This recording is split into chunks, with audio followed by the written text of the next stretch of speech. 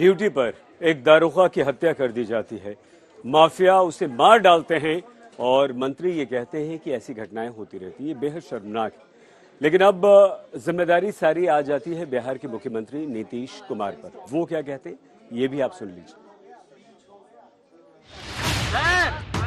नीतीश कुमार अपने सरकारी बंगले से बाहर निकलते हैं। मीडिया बात करने का आग्रह करती है और नीतीश कुमार हाथ जोड़कर सिर झुकाकर सलाम करते हुए आगे निकल जाते हैं। नीतीश का ये अंदाज ताजा है, लेकिन इस अंदाज के पीछे वजह भी है। बिहार में नीतीश के लिए कुछ भी ठीक नहीं चल रहा। कानून व्यवस्था की चूल्हे हिलती जा रही है।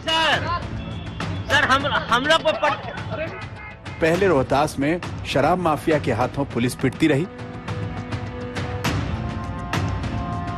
फिर जमुई में खनन माफिया के हाथों दारोगा की हत्या हो गई। खनन माफिया दारोगा को ट्रैक्टर से रौंदकर फरार हो जाते हैं और ये बता जाते हैं कि अपराधियों के हौसले कितने बेलगाम हो गए। हमारा काम है कि हमारा सदस्य अगर कोई घटना घटित होती है तो मैं उसकी बातों को पक्ष कर रखूं। ये बालू माफिया जो लोग हैं, शराब माफिया चिन्हित लोग हैं। कुछ लोग ऐसे हैं कि अवैध रूप से सरकार के राजस्व की भी क्षति पहुंचाते हैं। इनके विरोध पुलिस मुख्यालय स्तर पर सख्त रूप से एक टीम बनाना चाहिए और टीम बनकर चिन्हित करके सख्त कार्रवाई करनी चाहिए। मतलब एक अधिकारी, जांबाज अधिकारी, जुआ अधिकारी के ट्रैक्टर अगर चढ़ाता है तो निश्चित रूप से मनोबल अगर बढ़ा है तो मनोबल को तोड़ना पुलिस का काम है। विधि सम्मत कार्रवाई होनी चाहिए। मैं कहना चाहता हूं आज से, क्योंकि उचित मुआवजा परिवार को मिले, नौकरी मिले, क्योंकि पेंशन नीति में तो आते नहीं है, लेकिन वैसे लोगों पर सख्त कार्रवाई हो। और उस कार्रवाई के लिए हमें आशा उम्मीद है कि पुलिस मुख्यालय और वर्तमान जो डीजीपी हैं वाकई में बहुत अच्छे हैं। निश्चित रूप से सख्त कार्रवाई होनी चाहिए। नीतीश को इन वारदातों पर सवालों का सामना करना चाहिए। ये बताना चाहिए कि कानून व्यवस्था की नाव बिहार में डूब क्यों रही, क्यों शराब माफिया बेकाबू हो रहे हैं, क्यों खनन माफिया पुलिस को पीटने का दुस्साहस कर रहे हैं। लेकिन वो हाथ जोड़कर, सिर झुकाकर सवालों से बचकर भागने लगे हैं। महिलाओं को लेकर दिए गए अश्लील बयान और फिर मांझी के अपमान को लेकर बिहार के मुख्यमंत्री की लगातार फजीहत हो रही है।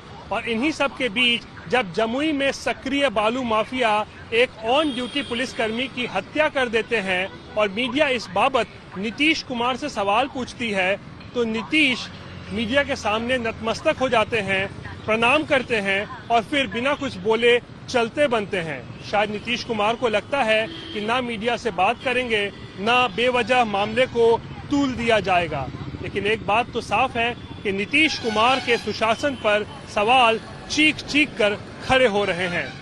जमुई से राकेश सिंह और कैमरा पर्सन दीपक कुमार के साथ रोहित सिंह, पटना आज तक। तो वो बिहार जो सुशासन के लिए नीतीश कुमार जाने जाते थे, लेकिन उसके बावजूद जिस तरह की घटनाएं हो रही हैं, नीतीश कुमार निशाने पर लिए जा रहे हैं। लगातार सवाल वहां पर सरकार से पूछा जा रहा है और ये कहा जा रहा है कि जेडीयू और आरजेडी के साथ आने से अब पुलिस भी जो है वो सुरक्षित नहीं है। आरोप बीजेपी लगा रही है। लेकिन ये बड़े सवाल उठाता है कि जहां शराब बंद है, जहां माफिया राज चलता हुआ दिख रहा है, क्योंकि पुलिस वाले जब शराब रोकने के लिए या फिर किसी क्राइम को रोकने के लिए पहुंचते हैं तो उनको ही घायल कर दिया जाता है। एक पुलिस वाले की जान तक चली गई है। किस तरह ये माफिया खौफ से दूर है, बिल्कुल इन्हें किसी चीज का खौफ नहीं और पुलिस से ही भिड़ते नजर आ रहे। तो ऐसे में अंदाजा लगाइए कि जो आम लोग होंगे, उन आम लोगों का ये माफिया क्या करते होंगे। तो इससे पहले देखिए, पुलिस टीम पर यह हमला हुआ। बिहार में रेत माफिया के हमले में एक पुलिस कर्मी जो है वो उनकी मौत भी हुई है। सब इंस्पेक्टर को रौंद दिया गया है। इससे अंदाजा आप लगाइए कि बिहार में इस वक्त क्या चल रहा है। बिहार के मंत्री बयान देते हुए जिस तरह नजर आ रहे हैं कि ऐसी जो घटनाएं हैं वो होती रहती हैं, यानी उनको फर्क ही नहीं पड़ता। ये उन्हें जब एक पुलिस वाले की जान चली जाए, उन्हें इस तरीके की घटनाएं ऐसी दिखती हैं कि होती रहती है। वही नीतीश कुमार जो सुशासन बाबू के नाम पे जाने जाते थे, वो आजकल अपने जुबान को लेकर जाने जाते हैं। जिस तरह का बयान वो दे रहे हैं उस तरह से वो चर्चा में है। किन किन वजहों से वो चर्चा में, जरा देखिए। इसलिए अब सबको अगर पढ़वाएंगे तभी ना इसका होगा।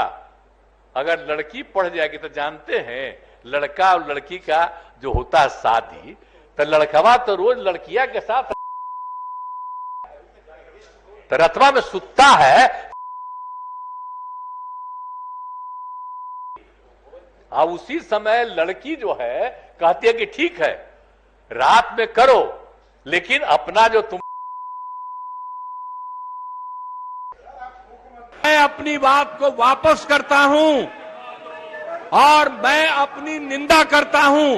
मैं दुख प्रकट करता हूं कि मेरे किसी एक शब्द के चलते अगर किसी को तकलीफ हुई है तो आपने कहा मुख्यमंत्री शर्म करें।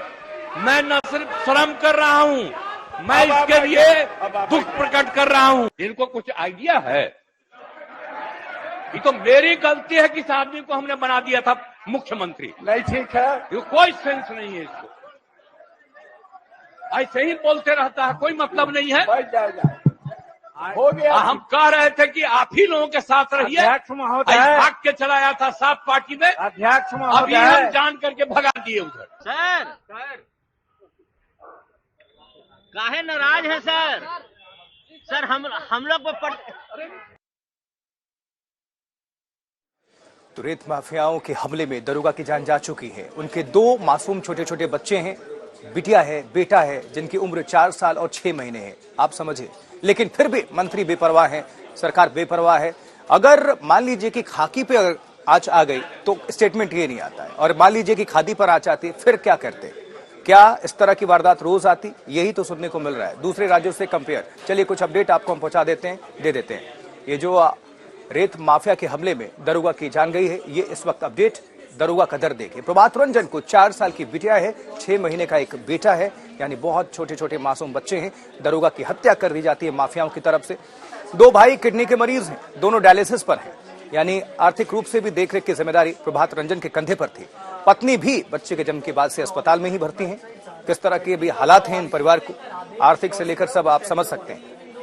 और इसको लेकर स्टेटमेंट जब शिक्षा मंत्री, जो जिम्मेदार मंत्री हैं, जिन्होंने जनता की नुमाइंदगी कर रहे हैं, जनता ही ने चुनकर भेजा है, वो क्या कह रहे हैं आप समझ सकते हैं।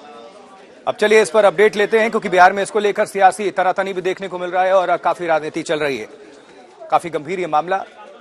हमारे साथ रोहित सिंह जुड़ चुके हैं पटना से इस खबर पर ज्यादा जानकारी के साथ। रोहित, क्या हलचल है इसको लेकर? क्योंकि हम स्टेटमेंट सुन रहे हैं, बहुत जिम्मेदारी पूर्वक स्टेटमेंट सामने नहीं आया। कहते हैं ऐसी घटनाएं होती रहती हैं, इसके बहुत बड़े मायने होते हैं। एक दरोगा की जान चली जाती है, आपसे सवाल पूछा जाता है और आप ये स्टेटमेंट देते हैं।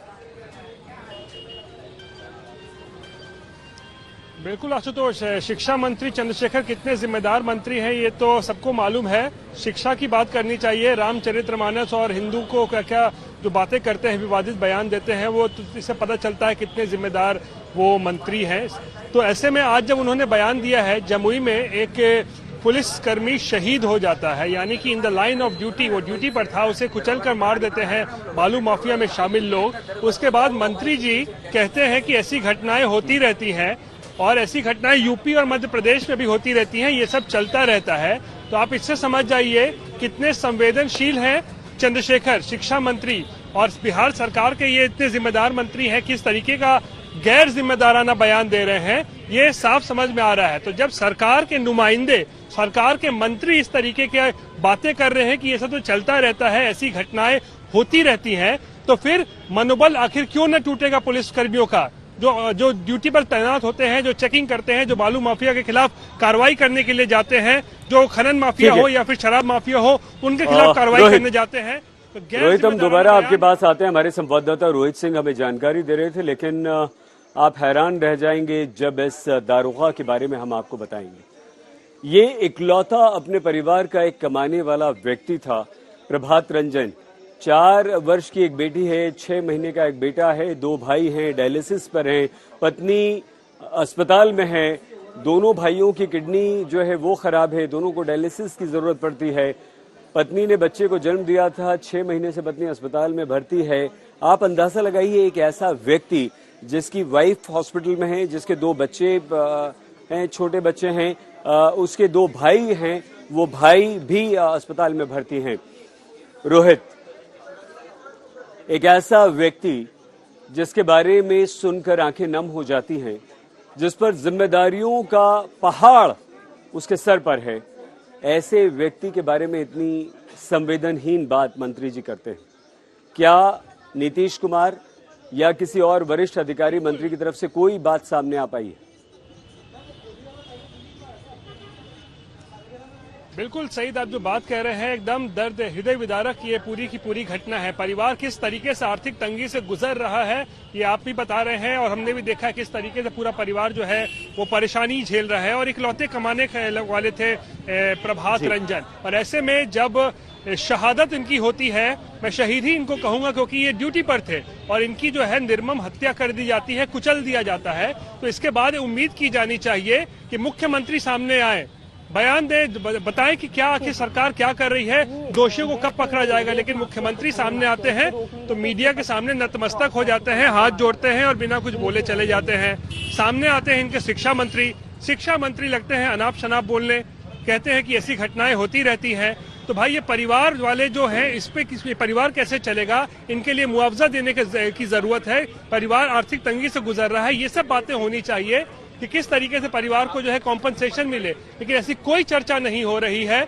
चर्चा सिर्फ ये हो रही है कि भाई ऐसा होते रहता है, ऐसा क्यों हो रहा है बिहार में, क्योंकि पहली घटना नहीं है सही ना ये कि पुलिसकर्मी बहुत सारे ऐसे हैं जो पिटा जाते हैं, एक्साइज पे काम जो करते हैं, जो शराब माफिया से लड़ते हैं वो पिटते हैं, जो बालू माफिया के खिलाफ काम करते हैं वो पिट जाते हैं, उन पर हमला होता है। तो ऐसे में ये जो जी अर्पिता, ठीक है रोहित, आप रहिए, जरा नजर बनाए रखिएगा। और जिस तरह से आप भी सवाल उठा रहे हैं, और ये वाकई, क्योंकि अगर नेता मंत्री ये कह जाते हैं कि ये तो होता रहता है इस तरीके की घटनाओं पे, तो ये बड़ा बयान है। और मुख्यमंत्री का क्या रिएक्शन आया वो भी आपको दिखाते हैं। सर काहे नाराज है सर हम लोग को चलिए सर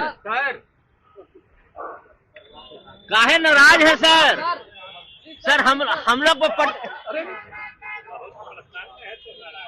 चलिए